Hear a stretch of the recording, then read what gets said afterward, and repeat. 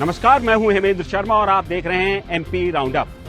41 साल के लंबे इंतजार के बाद भारतीय हॉकी टीम ने टोक्यो ओलंपिक्स में ब्रॉन्ज मेडल जीतकर इतिहास रच दिया। इस टीम के एक अहम सदस्य हैं विवेक सागर, जो भोपाल से लगभग 100 किलोमीटर दूर इटारसी के रहने वाले हैं। विवेक ने अर्जेंटीना के खिलाफ मैच में क्रूशियल मोमेंट्स में एक इंपॉर्टेंट गोल करके टीम को क्वार्टर फाइनल्स में जगह दिलाई। गुरुवार को मुख्यमंत्री शिवराज सिंह चौहान ने भोपाल में एक भव्य कार्यक्रम में विवेक का सम्मान किया। वैसे भोपाल ने एक नहीं 10 हॉकी ओलंपियंस दिए हैं। साल 1931 में अलीगढ़ मुस्लिम विश्वविद्यालय की हॉकी टीम को मथुरा ओपन कप में खेलने की इजाजत नहीं मिली, क्योंकि उस समय एग्जाम सर पर थे। उस समय एएमयू की हॉकी टीम में अधिकांश प्लेयर्स भोपाल के थे, जिन्होंने बगावत कर दी और भोपाल वॉन्डरर्स नाम की टीम टूर्नामेंट में उतार दी। इस टीम ने न केवल टूर्नामेंट खेला बल्कि उस टूर्नामेंट को जीता भी। ये बात आजादी से पहले की है, लेकिन आजादी के बाद भी भोपाल का लंबे समय तक हॉकी में दबदबा रहा और उसे हॉकी की नर्सरी के नाम से जाना जाने लगा।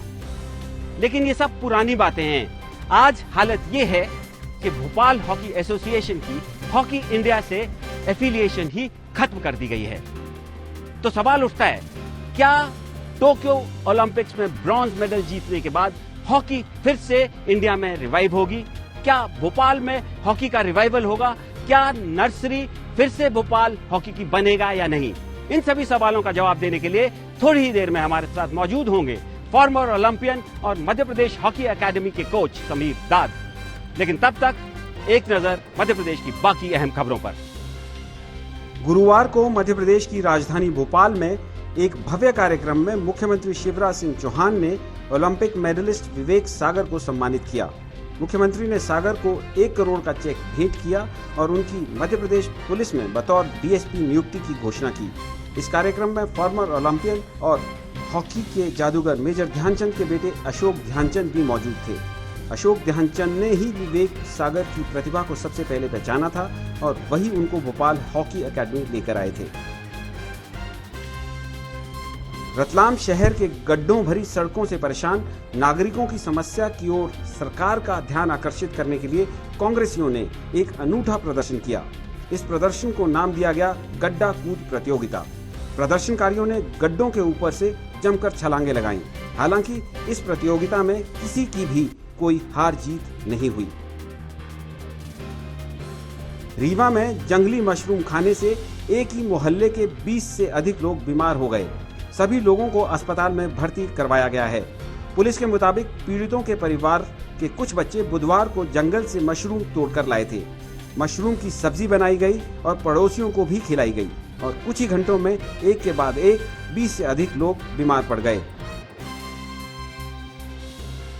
मंदसौर में अभी कोरोना का खौफ खत्म नहीं हुआ है कि अब डेंगू ने दस्तक दे दी है। सरकारी आंकड़ों के हिसाब से अभी तक जिले में 128 लोग डेंगू पॉजिटिव पाए गए हैं। सबसे अधिक डेंगू पॉजिटिव लोगों की संख्या सीतामऊ ब्लॉक में है और शहरी क्षेत्रों में इसका प्रकोप लगातार बढ़ रहा है।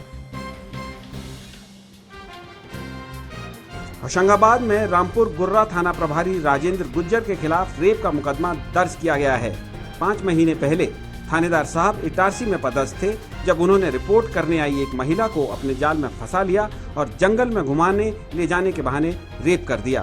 रेप की घटना को अंजाम देने के बाद आरोपी थानेदार ने महिला से बात करना बंद कर दिया। महिला ने इटारसी में पुलिस अधिकारियों से थानेदार की शिकायत की, जिस पर उसे सस्पेंड कर दिया।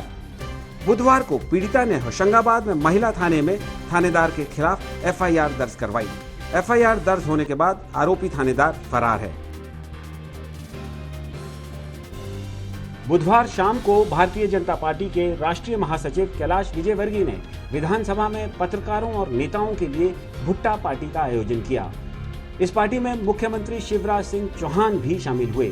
चौहान और कैलाश विजयवर्गीय ने दोनों ने हाथ पकड़कर शोले फिल्म का गाना यह दोस्ती हम नहीं तोड़ेंगे को गाया। पिछले कई दिनों से भारतीय जनता पार्टी के मध्य प्रदेश के नेता मेल मुलाकातें करके शिवराज सिंह चौहान के मुख्यमंत्री पद से हटाए जाने के कयासों को हवा दे रहे थे।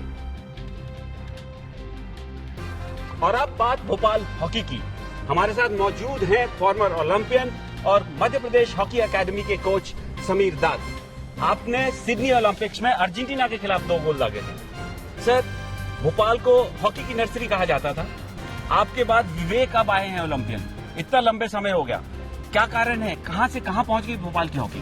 देखिए, शुरू में मैं बताता हूं आपको कि जो भोपाल की हॉकी थी एक नर्सरी के नाम पे जानी जाती थी, लेकिन कुछ बीच में वक्फा ऐसा आ गया कि जहां पे लोगों ने हॉकी से मुंह मोड़ लिया था और उस दौरान हम थोड़े से ही प्लेयर जो थे हॉकी खेलते थे।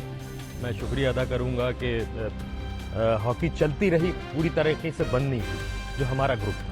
तो अब जब ब्रॉन्ज मेडल आया है टोक्यो ओलंपिक्स में और इतिहास रचा गया है, तो 41 साल बाद ये हुआ है, तो आपको क्या लगता है कि फिर से हॉकी के दिन फिरेंगे, भोपाल हॉकी के दिन फिरेंगे, फिर से नर्सरी खिलाई जा सकती है क्या मध्य प्रदेश? जी बिल्कुल, भोपाल क्या, मध्य प्रदेश क्या, पूरे देश की हॉकी हमारी रिवाइव होगी इससे, क्योंकि एक जीत की जरूरत थी। जो 41 साल का जो गैप हो गया था, लोगों को ऐसा लगने लगा था कि हॉकी खत्म हो गई, लेकिन इससे मुझे लगता है कि फिर से जिंदा हो गई। लेकिन उसके साथ साथ हमें जो हमने मेडल जीता है, अब दुनिया जानने लगी है कि हम मेडलिस्ट हैं, उसकी साख को बचाने के लिए हमें और ज्यादा मेहनत करना पड़ेगा। तो चैलेंजेस आगे और भी हैं और मेहनत करनी पड़ेगी अपनी साख बचाने के लिए। एमपी राउंडअप में आज सिर्फ इतना ही, कल फिर मुलाकात होगी, तब तक के लिए गुड बाय, थैंक यू।